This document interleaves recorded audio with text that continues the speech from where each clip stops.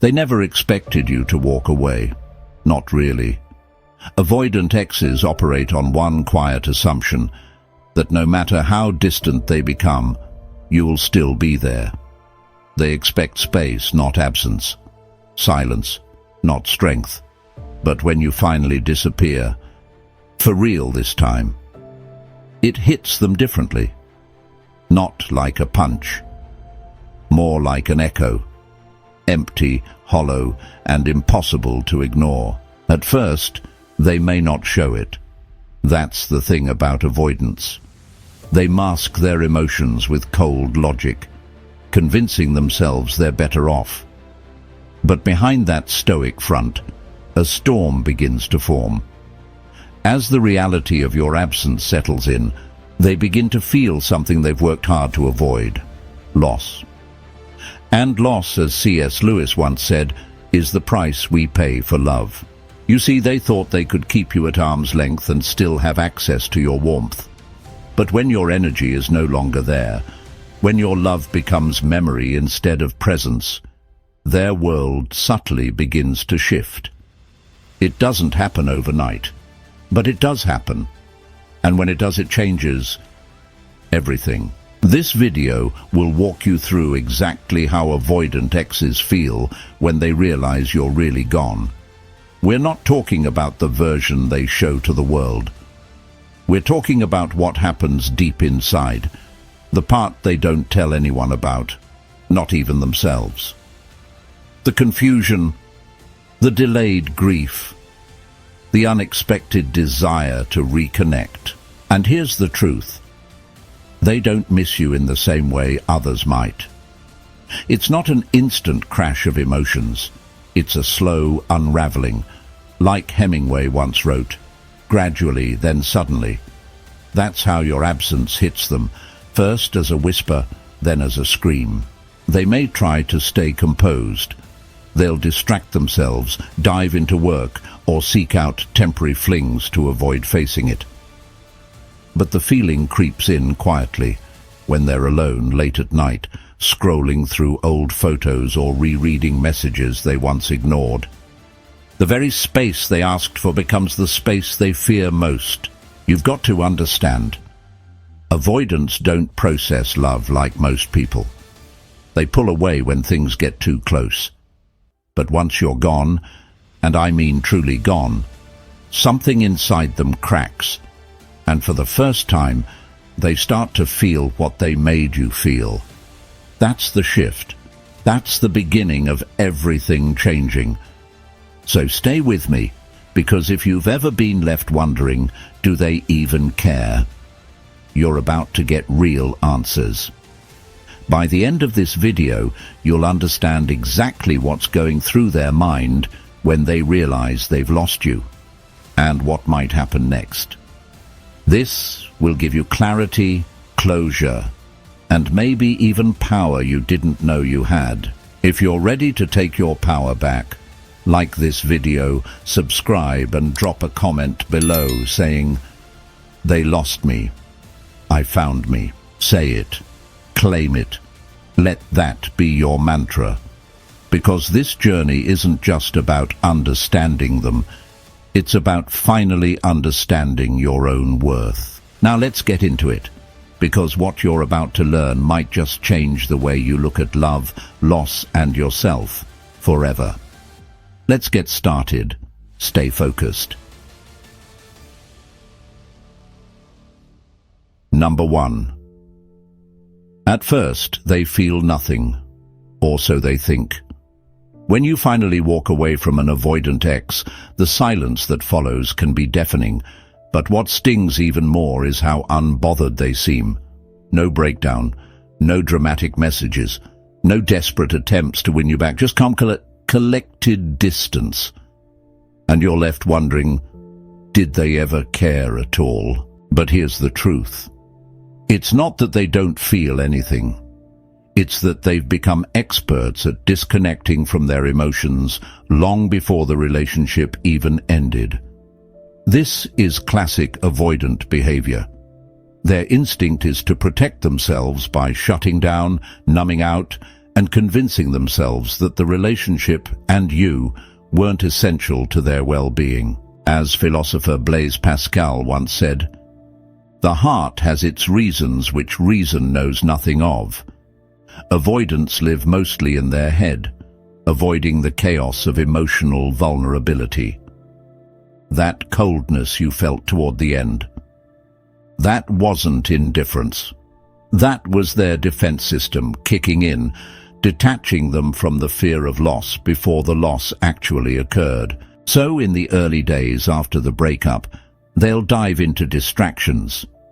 They'll throw themselves into work, go out more, chase hobbies, maybe even start casually dating. This gives the illusion that they're doing great. But what they're really doing is avoiding the emotional fallout. They haven't accepted that you're gone. They've just pushed the thought to the back of their mind like it's a task they can delay.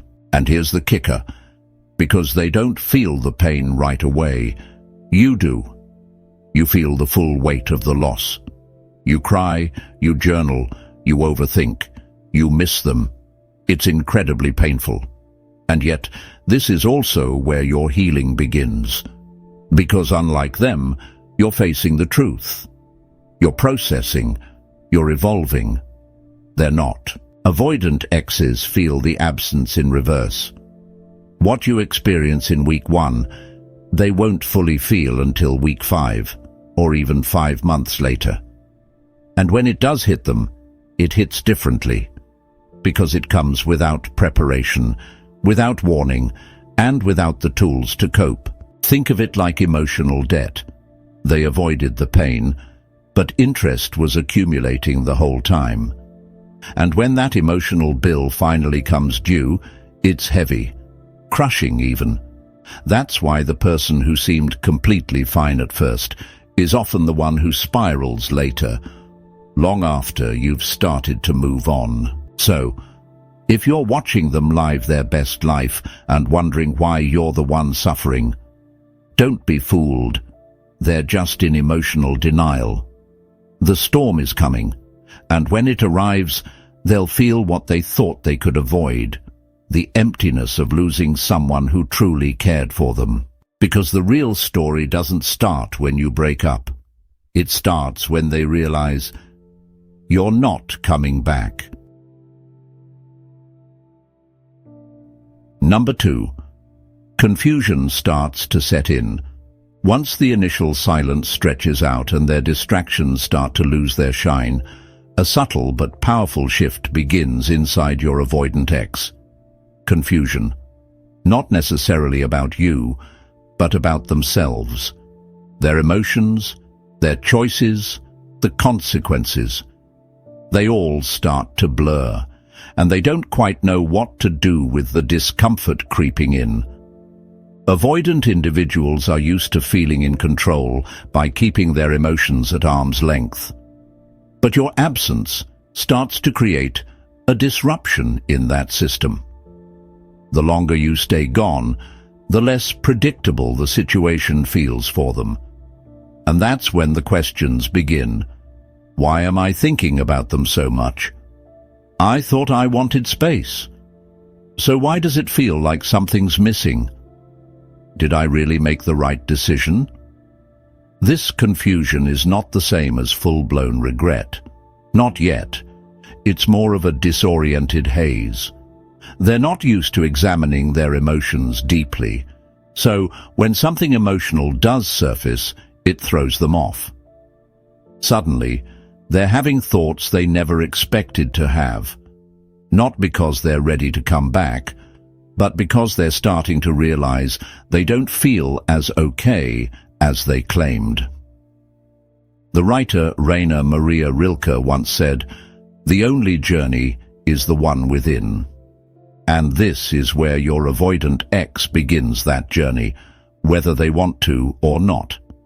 In their quiet moments, especially when they're alone, they start to feel the emotional residue of the relationship, and the more they try to explain it away, the more confused they become.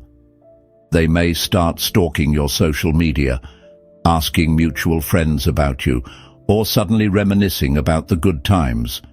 But it won't be consistent. Avoidants don't deal with emotional clarity in straight lines. It's a cycle of back and forth, advance and retreat. One minute they miss you, the next they tell themselves it's for the best. It's internal chaos, and they don't know how to sit with it. This confusion is important because it breaks the illusion they built when they distance themselves. It disrupts their emotional denial. And while they might not admit it to anyone, least of all to you, this is when the emotional truth starts slipping through the cracks. They're no longer sure that pushing you away was strength. They're starting to realize it might have just been fear in disguise. And that realization, that's what sets the stage for everything that follows. Number 3. Nostalgia creeps in, but it's not what you think. After confusion takes hold, something deeper and more emotional begins to surface: nostalgia. But don't mistake it for pure romantic longing just yet. It's not that they suddenly want to fix everything.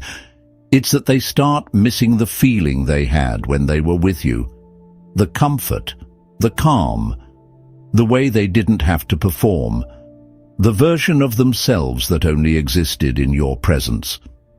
You see, avoidants don't usually reflect on relationships with clarity in the moment.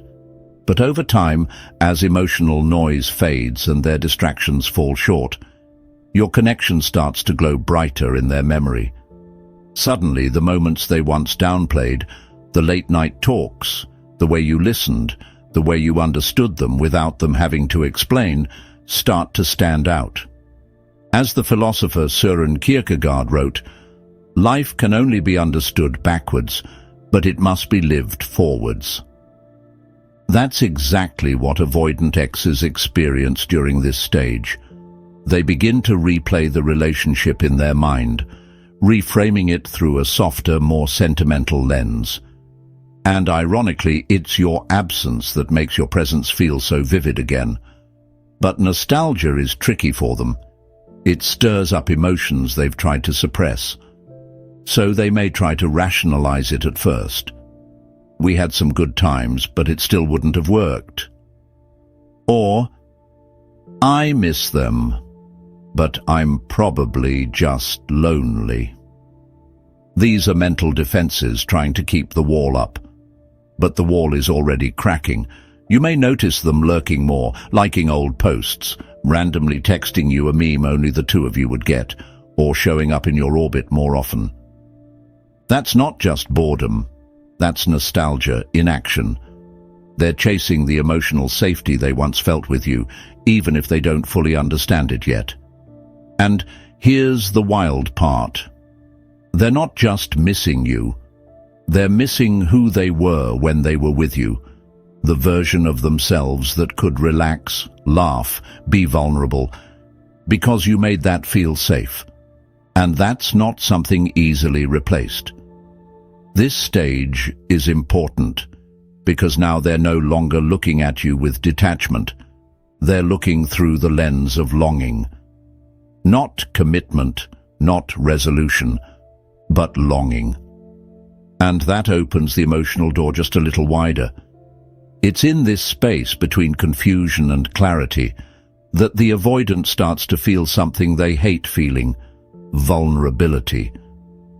And that's when everything begins to shift.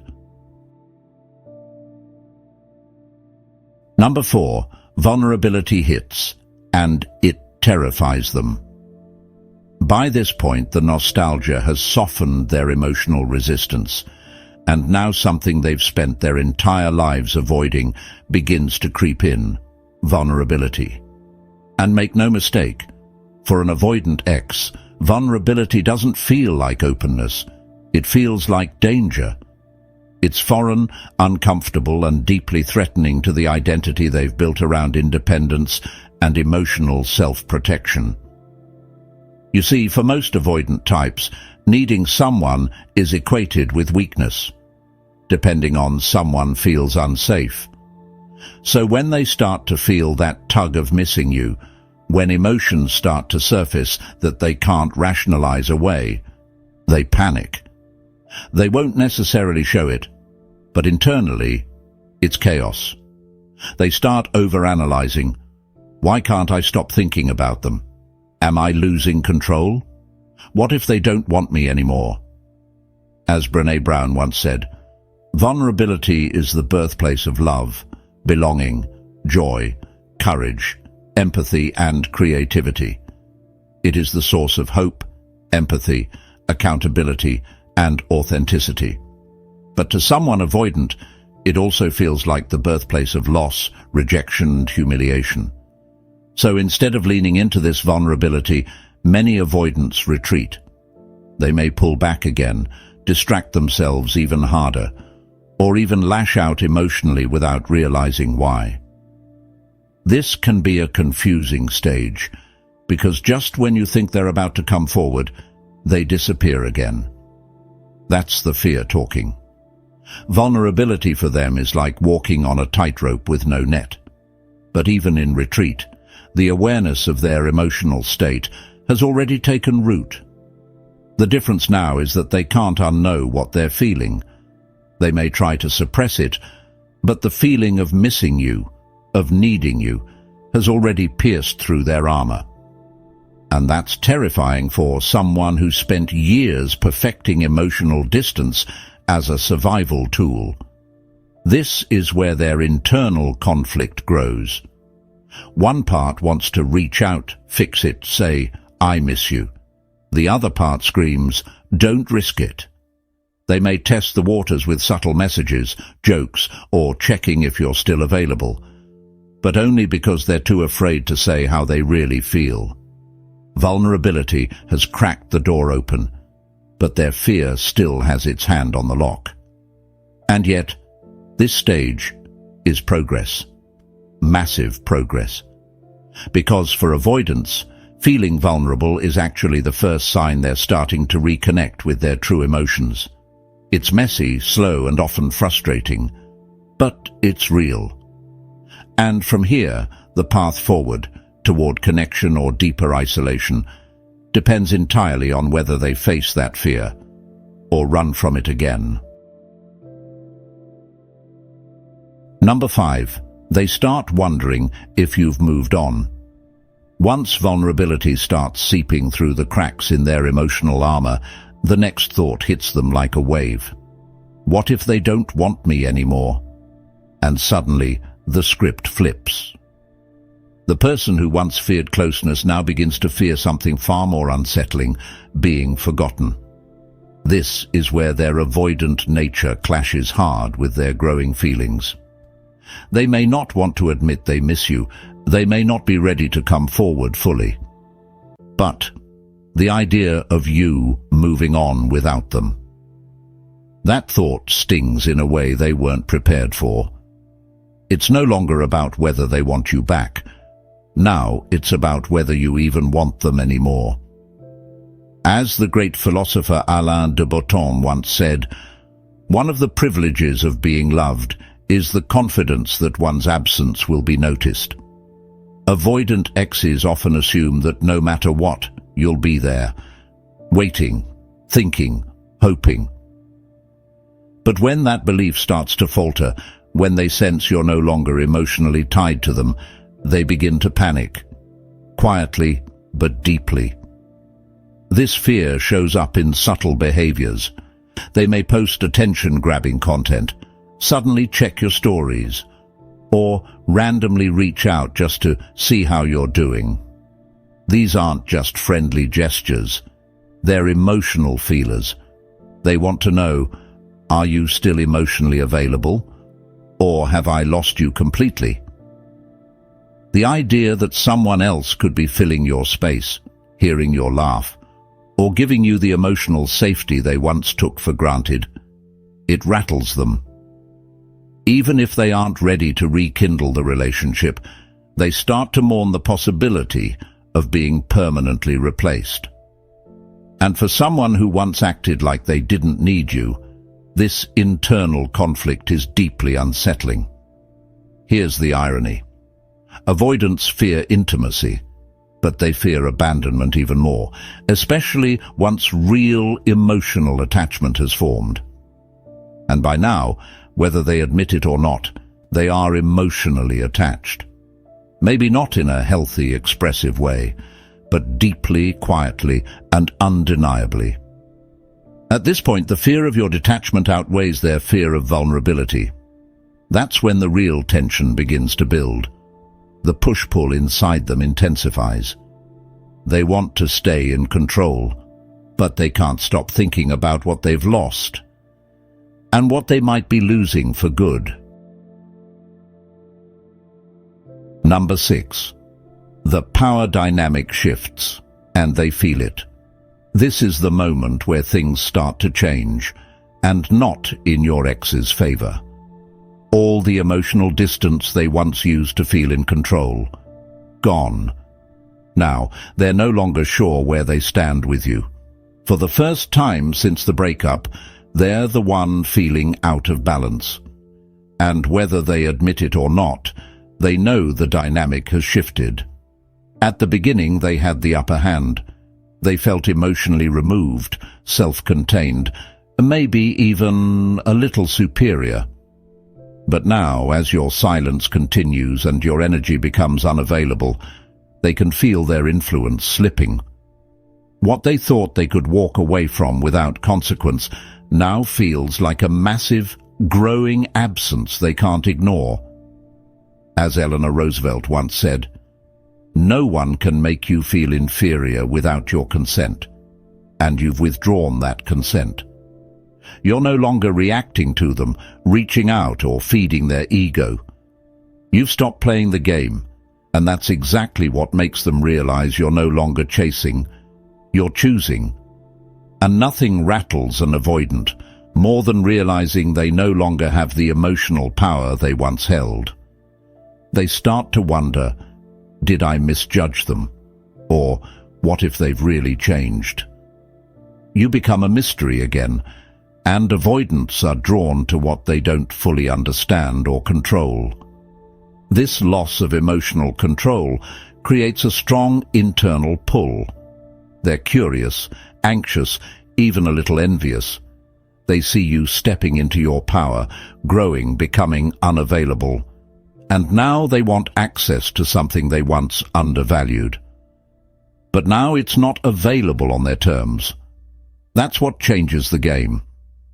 The shift in power isn't about playing hard to get. It's about authentically moving forward, with or without them. And the more they sense that you're okay without them, that you're not waiting, the more urgent and emotional their response becomes. It's no longer a question of, should I go back? It becomes, what if I already lost them?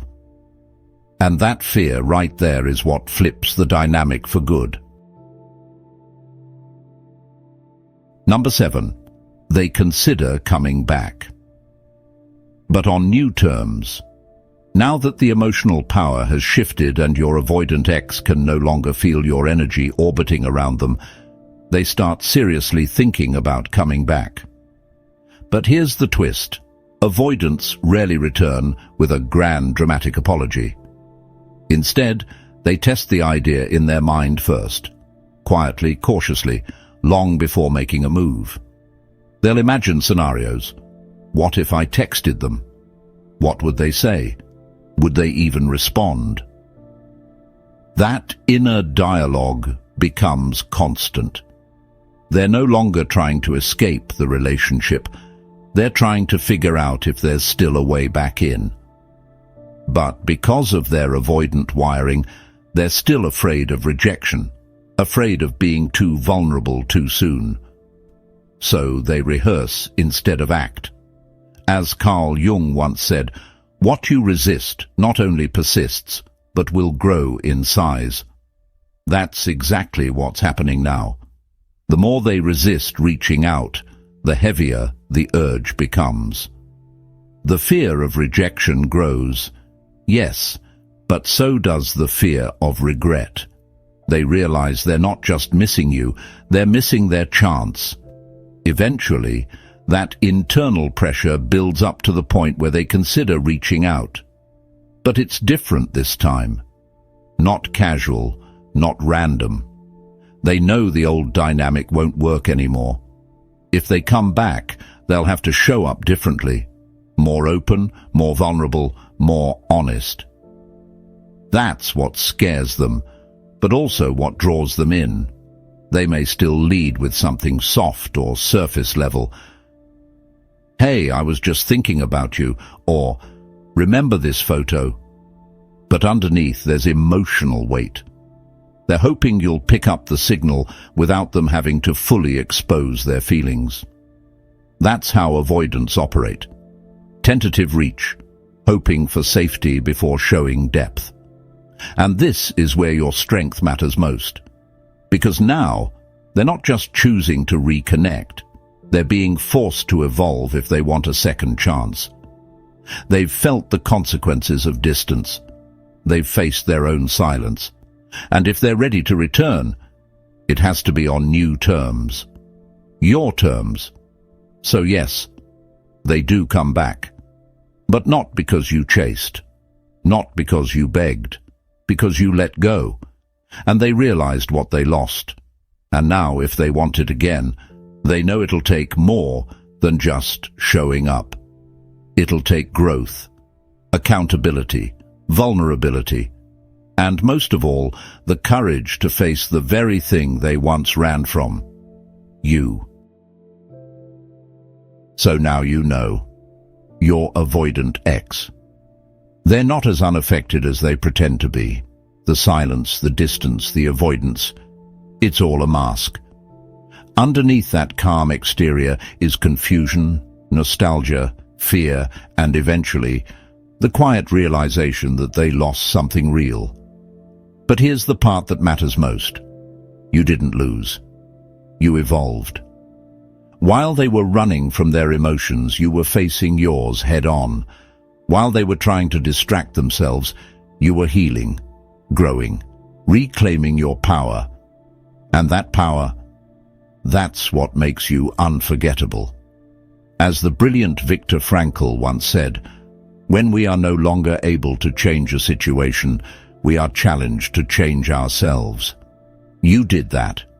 You stopped waiting, stopped hoping, and started becoming the version of you that doesn't chase love.